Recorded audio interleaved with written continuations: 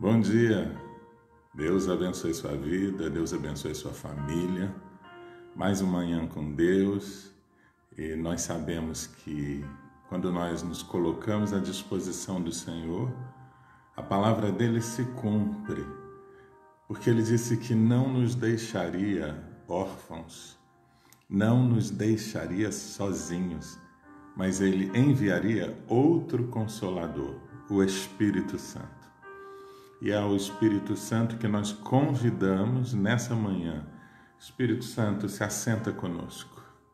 Participa da nossa sala, participa da nossa mesa, participa conosco, Espírito Santo, porque somente o Senhor conhece o espírito do homem. Eu conheço alguns de vocês, mas alguns eu não conheço.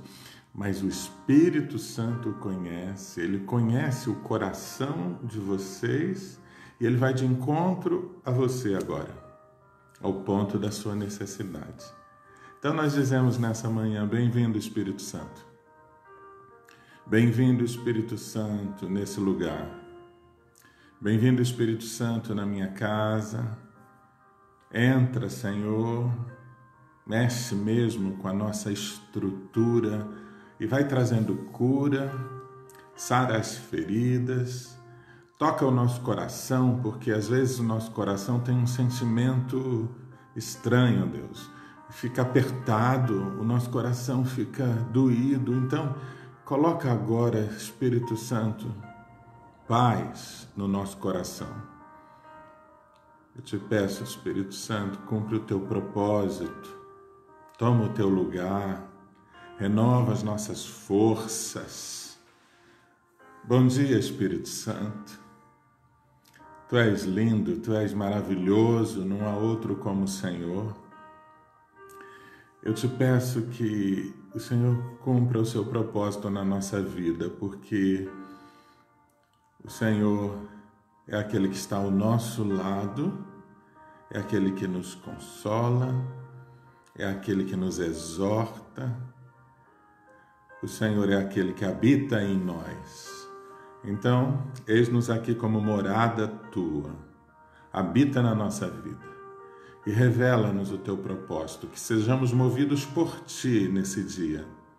Cada passo nosso seja movido pelo Senhor. Nós te adoramos, te bendizemos, porque o Senhor também é aquele que intercede por nós com gemidos inexprimíveis, porque, como está escrito, nem orar sabemos como convém. Então entra agora, Senhor, na nossa conversa, nesses minutos que estaremos juntos. Senhor, intercede por nós. Deus, e nos ensina. Fica conosco. Dirige os nossos passos. Dirige o nosso encontro. Em nome de Jesus Cristo. Amém. Amém, queridos? É tão bom a gente convidar o Espírito Santo para dirigir os nossos passos. O Espírito Santo para conduzir a nossa vida, o nosso dia, para cuidar da nossa família quando nós parece que perdemos o controle. E hoje eu quero falar exatamente sobre isso, quando tudo parece dar errado. Quando tudo diz que não, nós aprendemos que com Jesus ele se torna sim.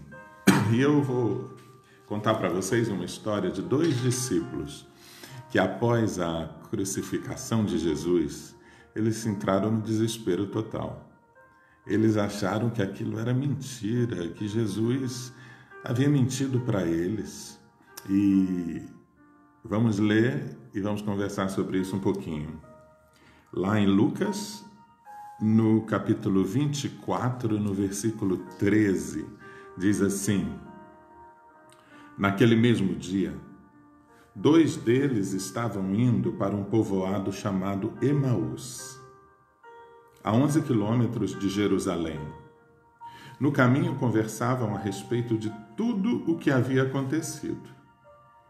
Enquanto conversavam e discutiam, o próprio Jesus se aproximou e começou a caminhar com eles, mas os olhos deles foram impedidos de reconhecê-lo. Ele lhes perguntou: sobre o que vocês estão discutindo enquanto caminham? Eles pararam com seus rostos entristecidos. Um deles, chamado Cleopas, perguntou-lhe: você é o único visitante em Jerusalém que não sabe das coisas que ali aconteceram nesses dias? Que coisas? Perguntou ele. O que aconteceu com Jesus de Nazaré? Responderam eles. Ele era um profeta, poderoso em palavras e em obras diante de Deus e de todo o povo. Os chefes dos sacerdotes e as nossas autoridades o entregaram para ser condenado à morte e o crucificaram.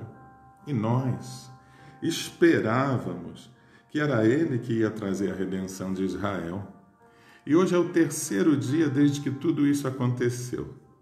Algumas das mulheres entre nós nos deram um susto hoje. Foram de manhã, bem cedo, ao sepulcro e não acharam o corpo dele. Voltaram e nos contaram ter tido uma visão de anjos que disseram que ele está vivo. Alguns dos nossos companheiros foram ao sepulcro e encontraram tudo exatamente como as mulheres tinham dito, mas não o viram. Ele lhes disse: como vocês custam a entender e como demoram a crer em tudo que os profetas falaram. Não devia o Cristo sofrer estas coisas para entrar na sua glória? E começando por Moisés e todos os profetas, explicou-lhes o que constava a respeito dele em todas as Escrituras. Ao se aproximarem do povoado para o qual estavam indo, Jesus fez como quem ia para mais distante, mas eles insistiram muito com ele: fique conosco, pois a noite já vem. O dia já está quase findando, então ele entrou para ficar com eles. Quando estava à mesa com eles, tomou o pão, deu graças, partiu-o e deu a eles. Então os olhos deles foram abertos e reconheceram, e ele desapareceu da vista deles. Perguntaram-lhe um ao outro: não estava queimando o nosso coração enquanto ele nos falava no caminho e nos expunha as Escrituras? Levantaram-se e voltaram imediatamente para Jerusalém. Ali encontraram os 11 e os que estavam com ele eles reunidos, que diziam: é verdade, o Senhor ressuscitou e apareceu a Simão. Então os dois contaram o que tinha acontecido no caminho e como Jesus fora reconhecido por eles quando partia o pão. Amém? Até aí, queridos. Glória a Deus por essa palavra. E quando eu coloco esse título para a nossa conversa de Quando Tudo Dá Errado, é por causa do sentimento daqueles dois quando as coisas não saíram como ele esperava. E acontece conosco também, quando as coisas não saem como nós esperamos, parece que Jesus nos abandonou. Parece que todas as experiências que nós tivemos com Jesus até hoje caiu por terra. E hoje, a exemplo desses dois que estavam voltando para a sua velha vida, eles estavam voltando para passar a Páscoa lá em Emaús, a cidade deles, e a Bíblia fala somente o nome de um dos discípulos, que era Cleopas, e a gente pode perceber que esses discípulos não eram aqueles discípulos do círculo íntimo de Jesus. Não pertenciam àqueles 12. Mas Jesus foi até eles, porque Jesus os considerava como pessoas chaves, pessoas importantes para fazerem a diferença no reino de Deus.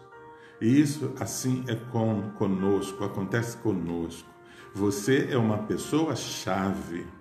É uma pessoa escolhida para fazer a diferença no reino de Deus. E no seu momento de desânimo, no seu momento de desespero, no seu momento de quando tudo diz que não, quando tudo deu errado, quando tudo foi ao chão, Jesus chega diante de você para te esclarecer alguns fatos. Em outras palavras, quando ele discorre toda a lei de Moisés, o que desde Moisés até agora, quando ele foi crucificado, e a Bíblia mostra, ele estava dizendo assim para você: Eu não conheço você antes que você fosse formado no ventre da sua mãe? Acaso eu já deixei faltar alguma coisa para você? Acaso eu recusei alguma oração sua e não estendi a minha mão quando você clamou para mim? E às vezes nós ainda assim, nos sentimos assim, Deus nos abandonou, Deus se esqueceu de mim. Aqueles dois estavam totalmente desapontados. Nós achávamos que eles eram o Messias, mas ele foi crucificado. Eles achavam uma coisa porque o homem não pensa como Deus pensa. Amém? Queridos, os pensamentos de Deus são mais altos que os nossos pensamentos. O Senhor, Ele tem planos para nós e que não são muito, da maioria das vezes, os planos que nós desenhamos. Mas os planos do Senhor são de nos prosperar, de nos dar uma esperança, de nos dar um futuro. Olha para frente, não volta para trás, não volta para Emaús, não volta para as coisas velhas, não volta a fazer o que você fazia no passado. Não desiste. Porque esse mesmo Jesus que foi ao encontro de Cleopas e do outro discípulo que nem o nome foi mencionado, é o mesmo Jesus que vem agora na minha casa, é o mesmo Jesus que vai agora na sua casa para começar a conversar com você, para aquecer o teu coração de novo. Parece que às vezes o nosso coração está frio, o nosso coração precisa mesmo de uma injeção. E é Ele que dá essa injeção de ânimo agora na sua vida.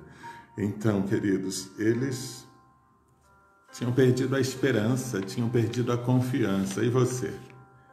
Em nome de Jesus, vamos deixar que Ele aqueça o nosso coração. Naquele momento que a esperança se foi, Emaús era o único lugar que veio na cabeça deles. Era o único lugar de escape, um lugar para se esquecer de tudo. Também nós, quando está muito apertado a coisa, nada acontece, a gente quer sumir.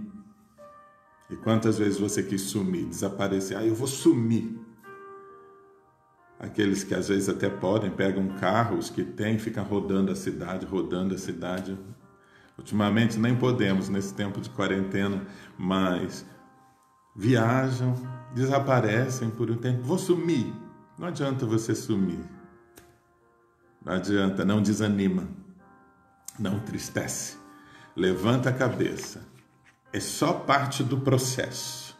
Jesus contava para eles, mas vocês não ouviram que ele era o Cristo e que ele seria crucificado e que ele ressuscitaria?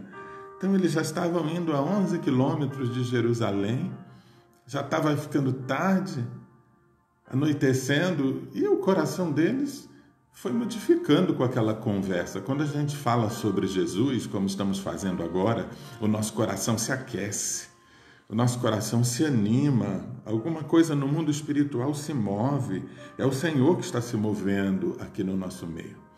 E depois, naquele momento que ficou tarde, eles disseram, Senhor, nem Senhor eles disseram, porque eles não sabiam que era o Senhor até aquele momento, eles disseram, fica com a gente, fica conosco, já está tarde, onde você vai ficar? Fica com a gente. Então, ele decidiu ficar, ele entrou. E no momento, quando estavam à mesa com eles, tomou o pão, deu graças, partiu, deu a eles. Aí os olhos deles foram abertos. É assim, meu irmão, é assim, minha irmã. No momento da comunhão, não adianta você se isolar, né? A igreja é o corpo de Cristo. Então, um membro isolado, se ele está fora do corpo, ele apodrece e morre. Mas quando você está no corpo, na comunhão, quando você entende e discerne o corpo de Cristo, quando nós participamos do momento da ceia, a Bíblia fala de discernirmos o corpo de Cristo. Você entende que você é parte do corpo de Cristo, que você não recua, que você não desiste, que há um chamado, que há uma responsabilidade na sua vida, então você não desiste. E quando Jesus partiu o pão, os olhos deles foram abertos e o reconheceram, mas aí ele desapareceu da vista deles. E perguntavam um ao outro, mas o nosso coração não ardia quando ele falava? Que o seu coração possa arder nesta manhã, que o seu coração possa arder de tal maneira, pegar fogo e queime todo sentimento de desânimo, todo sentimento estranho, todo receio, todo medo, toda mágoa, que seja queimado em nome de Jesus. Não estava queimando o nosso coração enquanto ele nos falava no caminho e nos expunha as Escrituras?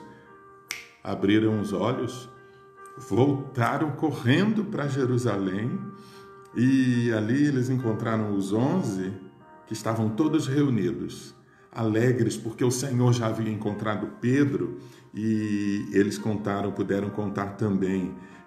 Olha, nós encontramos ele foi ao nosso encontro. No caminho, 2 discípulos que não participavam do círculo íntimo de Jesus. Jesus se preocupou com eles. Quanto mais nós.